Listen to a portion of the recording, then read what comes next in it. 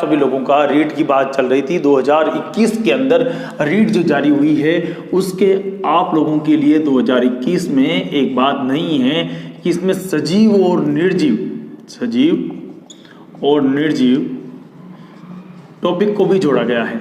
सबसे पहले बात वहीं से करते हैं, सजीव क्या है और निर्जीव क्या है। इससे पहले कुछ जानकारी, हालांकि मैं अपने प्रारंभिक वीडियो के अंदर मैं आप लोगों को समझा चुका हूं कि जीव विज्ञान की वह शाखा जिसके अंदर सजीवों के अध्ययन किया जाता है, यहाँ सजीवों के जो उपापचय क्रियाएं हैं उनसे संबंधित आंतरिक और बाह्य सभी लक्षणों का अध्ययन किया जाता है।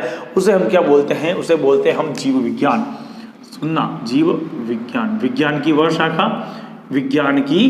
शाखा जिसके अंदर क्या करते हैं? अपन अध्ययन करते हैं। किसका अध्ययन करते हैं? सजीवों का अध्ययन करते हैं। तो हमने जीव विज्ञान शब्द जब यूज किया, यानी कि हमने क्या यूज किया? बायोलॉजी। ठीक है, अब ध्यान देना, बायोलॉजी का पिता मैंने आप लोगों को बता रखा कौन है, किसे कहते हैं? जनक, या पिता किसे कहते हैं तो आप लोगों को पता ही होगा। जनक किसे बोलते हैं? अरस्तु को। किसको कहते हैं अपन? अरस्तु को। ध्यान रखना, अरस्तु किसी और का पिता भी है। हाँ, किसका पिता है? तो वो है जूलॉजी का। ध्यान देना, जूलॉजी। ये सब मैं पढ़ा चुका हूं अपने पुराने वीडियो के अंदर। फिर भी अगर आपको समझ में नहीं आ रहा है, हल्की सी दिक्कत हो रही है, तो इसको एक थोड़ा सा ऐसा कहेंगे कि थोड़ी सी ऊपर की जो डस्ट जम गई है उसको हटा देते हैं। चलिए, सबसे पहले अपन बात करें सजीव और निर्जीव की। उससे पहले पढ़ किस में रहे हैं? हमें जो पढ़ना है वो पढ़ना किस में है? तो हम पढ़ रहे हैं विज्ञान के अंदर। और विज्ञान क्या है? तो ध्यान देने वाली बात है, विज्ञान जो है हमारे पास में ऋग्वेद का शब्द है। कहाँ का शब्द है? ऋग्वेद का। जबकि SCIENCE जो आपकी जो साइंस है वो कहाँ का शब्द है? ग्रीक लैंग्वेज का शब्द है, ग्रीक भाषा का शब्द है, जो कि साइंटिया से बना हुआ है। आप लोगों को ध्यान होगा, है ना, साइंटिया का बना हुआ है। इसका मतलब होता है टू नाउ, उसके विषय में जानना। ये बातें आप लोगों ने पढ़ी थी। अब विज्ञान जो है हमारे पास में, या साइंस जो है, उसके भाग बहुत से हैं। उनमें से एक आता है भौतिक विज्ञान, जिनमें भौतिकी का अध्ययन किया जाता है। सजीव के बारे में, मैकेनिज्म का जहाँ अध्ययन होता है, यूँ कहूँगा कहीं पर भी जहाँ पर जैसे कोई चलना है, किसी मिसाइल का बनना है, पक्षी का उड़ना है, तो किस में आएगा? भौतिक विज्ञान में। एक होता है रसायन विज्ञान, और एक हमारे पास में आती है रसायन विज्ञान, जहाँ पर रसायनों का अध्ययन होता है, यूँ समझिए। और एक आता है जीव विज्ञान। देखिए, जीव विज्ञान जो शब्द है उसको हमने पुराने वीडियो में मैंने आपको कहा हुआ है कि इस दो भागों में बांटा है। कौन कौन सा? मूलतः मैं शब्द यूज क्या कर रहा हूँ? मुख्यतः दो भागों में बांटा हुआ है। पहला कौन सा आएगा? बोलिए, जंतु विज्ञान। क्या शब्द कह रहा हूँ मैं? जंतु विज्ञान। क्या होता है जंतु विज्ञान? यानी कि जूलॉजी। दूसरा हमारे पास में आता है पादप विज्ञान। ये जो पादप विज्ञान है उसे हम क्या बोलेंगे? बॉटनी। ये बातें हम कर चुके थे। अब जब विज्ञान की वह शाखा जहां पर जीवों का अध्ययन हो तो क्या कहेंगे? जीव विज्ञान। विज्ञान की वह शाखा, यहाँ जीव विज्ञान की वह शाखा जहां पर जंतुओं का अध्ययन हो, जूलॉजी। और जंतुओं जीव विज्ञान का वह शाखा जिसके अंदर पादपों का अध्ययन हो, तो उसे क्या बोलेंगे? बॉटनी। Okay, done. जंतु यानी जीव विज्ञान का जनक कौन? अरस्तु। अभी बात करी मैंने। और जंतु विज्ञान का जनक कौन? तो यहां पर भी जनक कौन आएगा? अरस्तु। और एक चीज समझने वाली बात है, अगर कोई पूछे कि पादप विज्ञान का जनक कौन, तो हम थियोफ्रास्टस की बात करेंगे। अच्छा, थियोफ्रास्टस और अरस्तु के बीच में संबंध क्या दोनों पिता पुत्र? एक बार पूछा हुआ है कि पिता पुत्र नहीं है, गुरु शिष्य है ना। अरस्तु गुरु जी हैं, थियोफ्रास्टस शिष्य है। तो ये दोनों गुरु शिष्य हैं। यहां तक हमें एक मोटा जो बात समझ में आनी थी वो आगे होगी। एक बार स्क्रीनशॉट ले लीजिए इसका, ताकि हम इसके आगे की बात करें। स्क्रीनशॉट ले लिया? चलिए नेक्स्ट चलते हैं। अगर कोई हमें कहे कि साहब ये तो ठीक है, अरस्तु है, लेकिन जो जीव विज्ञान आपकी है, जैसे आप कह रहे हो कि जो बायोलॉजी है, ऐसा कौन सा आदमी था जिसने सबसे पहले बायोलॉजी को बायोलॉजी कहा? तो यहां पर आता है एक फ्रेंच वैज्ञानिक थे, और उन्होंने एक नाम दिया बायोलॉजी। उनका नाम था लेमार्क। आपने लेमार्क की थ्योरी पढ़ी होगी, आप लोगों ने लेमार्क की थ्योरी पढ़ी होगी। तो सबसे पहले अगर बायोलॉजी शब्द यूज किया, किसी ने जीव विज्ञान शब्द का उपयोग किया है, तो कौन है? वो लेमार्क है। ये ध्यान रखने वाली बात है, महत्वपूर्ण है। क्लियर है? चलिए, तो ये सब चीजें जब क्लियर होती है तो उसके बाद आता है कि हम सजीव जितने भी हैं उनका जो अध्ययन करेंगे वो किसमें करेंगे? यानी कि जीव विज्ञान के अंदर करेंगे। तो क्या निर्जीवों का अध्ययन नहीं होगा? तो रीट वालों ने, जो रीट जिन्होंने सिलेबस बनाया है या जिन्होंने इसको लिखा है, उन्होंने निर्जीव शब्द साथ में क्यों छोड़ा? कुछ ऐसी क्रियाएं हैं जिन पे प्रश्न बन सकता है। देखो लिखा क्या उन्होंने 12वीं कक्षा तक, तो सीधी सी बात है वो प्रश्न जो पूछेंगे, कठिनाई स्तर जो होगा वो 12वीं का ही होगा, लेकिन पूछने का जो तरीका होगा वो कैसा होगा? एकदम से अलग होगा। इस बार अपन कल्पना कर रहे हैं कि रीट जो आई है सही समय पे हो जाए। चलिए, आपने स्क्रीनशॉट ले लिया होगा, इसको समझ भी लिया होगा। अब हम बात करते हैं, जब जनक की बात हो जाती है तो जीवों के अंदर आखिरकार वो कौन कौन सी घटनाएं हैं जो एक निर्जीव में नहीं हो सकती, है ना? जीवों में ऐसी कौन सी घटनाएं हैं जो कि एक निर्जीव में नहीं होती हैं? अपने आप को सोचिए और एक पास में टेबल जो पड़ा हुआ उसको सोचिए, इस पेन को सोचिए। तो कल्पना करेंगे जब आप सबसे पहले अगर देखते हैं अपन तो वृद्धि।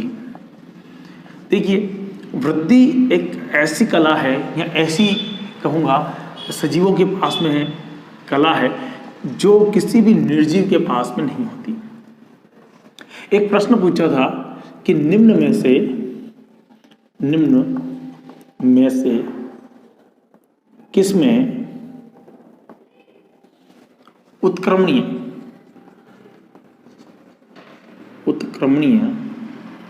वृद्धि पाई जाती है? सब प्रश्न ध्यान से सुनना। निम्न में से किसमें उत्क्रमणीय वृद्धि पाई जाती है? प्रश्न मैंने पूछा है, उत्क्रमणीय वृद्धि पाई जाती है। ए ऑप्शन इन्होंने दिया हमारे पास में अमीबा, बी ऑप्शन इन्होंने दिया है पैरामीशियम, सी ऑप्शन लिखते हैं हम हिम पर्वत, और डी ऑप्शन अपन लिख देते हैं मानव। सोचने वाली बात यह है कि किसके अंदर अनुत्क्रमणीय वृद्धि पाई जाती है? अमीबा में पाई जाती है, पैरामीशियम में पाई जाती है, हिम पर्वत में पाई जाती है, या मानव में पाई जाती है? अगर आपने हल्का सा भी प्रश्न पे ध्यान दिया है तो इसका उत्तर आपके पास में है, क्योंकि उत्क्रमणीय बोला है। देखिए, जितने भी सजीव हैं, क्या शब्द है? सजीवों में हमेशा अनुत्क्रमणीय होती है। अनुत्क्रमणीय का मतलब क्या हो गया? इनरिवर्सिबल। जो एक बार हो गया वो वृद्धि हो गई, वापस उस वृद्धि को आप कम नहीं कर सकते। जो वृद्धि एक बार हो चुकी है वो हो चुकी है, वापस वो वृद्धि क्या नहीं होगी? कम नहीं होगी।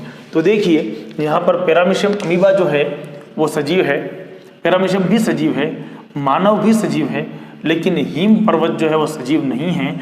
इस कारण उत्क्रमणीय पर्वत कभी छोटा हो सकता है और कभी बड़ा हो सकता है। इसी कारण क्या होगा? ये किसमें होगा? हिम पर्वत के अंदर क्या होगा? उत्क्रमणीय प्रकार की वृद्धि होगी।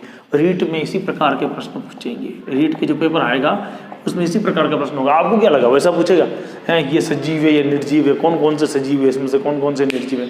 ऐसा कुछ पूछने वाला नहीं है। वो उत्क्रमणीय अनुत्क्रमणीय पे जाएगा सीधा सा, है ना? इतना सा नॉलेज वो आपका पूछेगा ही पूछेगा। चलिए, तो वृद्धि के बारे में एक आइडिया तो बन गया कि वृद्धि एक प्रकार की अनुत्क्रमणीय वृद्धि होती है ना? तो हम क्या लिखेंगे? सभी सजीवों में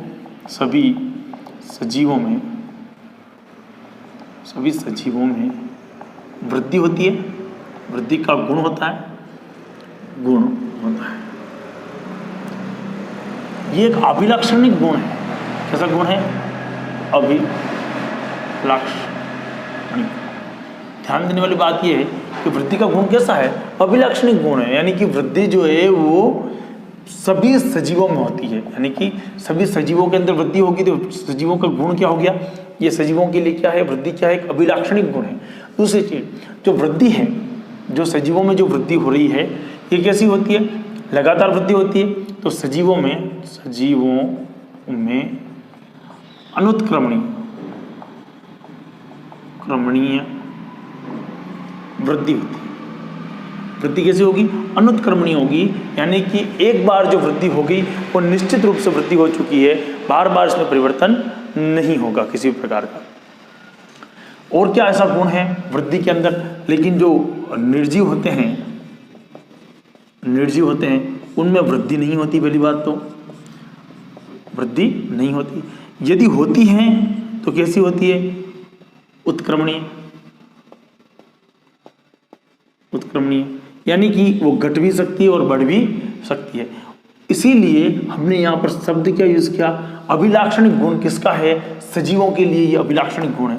लेकिन ध्यान रखना, यहाँ पर एक और शब्द बनेगा, जो मैंने अभिलाक्षणिक गुण तो कह दिया, लेकिन ये सजीवों के लिए क्या नहीं है? निश्चित गुण नहीं है, है ना? क्या गुण नहीं है? लिख देना, निश्चयात्मक गुण नहीं है। अब आप कहोगे कि वृद्धि निश्चयात्मक गुण नहीं है, ये कैसे बात हुई? यानी कि सभी सजीवों के अंदर वृद्धि होती है, ये बात तो सही है, लेकिन निश्चित नहीं है। क्यों? पर्वत के अंदर भी तो एक प्रकार की वृद्धि हो रही है ना? आपके नाखून बढ़ रहे हैं, सजीव हैं इसलिए बढ़ रहे हैं, लेकिन किसी के चुंबक के ऊपर जब आप लोहे के पास में से निकलोगे तो बहुत सारे कण उस पर चिपकेंगे, तो उसमें तो वृद्धि हुई ना। तो यानी वृद्धि होना सजीवों का एक अभिलाक्षणिक गुण तो हो सकता है, पर निश्चयात्मक गुण नहीं है। तो वृद्धि होती किस किस में है? तो कोशिका के अंदर किस में होती है? कोशिका के विभाजन के कारण, विभाजन के कारण, और किसके कारण? आयतन में वृद्धि के कारण, आयतन में वृद्धि। यानी कि जो वृद्धि है वो एक्चुअल में देखी जाए तो किसका रूप है? वृद्धि अगर किस कारण से हो रही है तो वृद्धि हो रही है, कोशिका का विभाजन होगा उसके कारण होगा, और एक आयतन में वृद्धि हो जाएगी, यानी कि उसके जो आयतन है, उसका जो मान है, उसके अंदर बढ़ोतरी हो रही है। किस किस में बढ़ोतरी हो रही है? उसके मान में वृद्धि हो रही है, और किस प्रकार से वृद्धि हो रही है? उसके आयतन में भी वृद्धि हो रही है। उसे हम क्या बोलेंगे? वृद्धि शब्द यूज करेंगे यहाँ पर। ठीक है, क्लियर है? चलिए, तो जब किसी भी वस्तु के अंदर या किसी भी जंतु के अंदर अगर मान लो अमीबा है तो अमीबा क्या करेगा? अमीबा एक नया अमीबा बनाएगा, है ना? तो इसमें क्या हुआ? ये तो जनन हुआ, लेकिन नया अमीबा बनाने से पहले आकार में क्या करेगा? वृद्धि करेगा। तो आयतन में क्या होगी? वृद्धि होगी। यानी कि कोशिका विभाजन भी हुआ और आयतन में भी वृद्धि हुई, आयतन बढ़ गया, तो ऐसी स्थिति में हम क्या कहेंगे? उनमें वृद्धि होना। एक शब्द यहाँ एक शब्द और होता है, द्रव्यमान। क्या शब्द आता है? द्रव्यमान। तो एक ही बात है, वो द्रव्यमान में वृद्धि होना भी क्या है? कोशिका के अंदर ही वृद्धि हो रही है। तो ये शब्द आया हमारे पास में, वृद्धि। जो जंतु होते हैं या सजीव होते हैं उनमें वृद्धि पाई जाती है, लेकिन ध्यान देने वाली बात यह है कि ये वृद्धि एक निश्चयात्मक गुण नहीं है, यानी कि निश्चित गुण नहीं है उसका। ठीक है, अभिलाक्षणिक गुण है, वहां तक सही है। अगला, हमारा वृद्धि के बाद में ऐसी कौन सी चीज है जो हम करते हैं, या मनुष्यों में होता है, या जंतु में होता है, या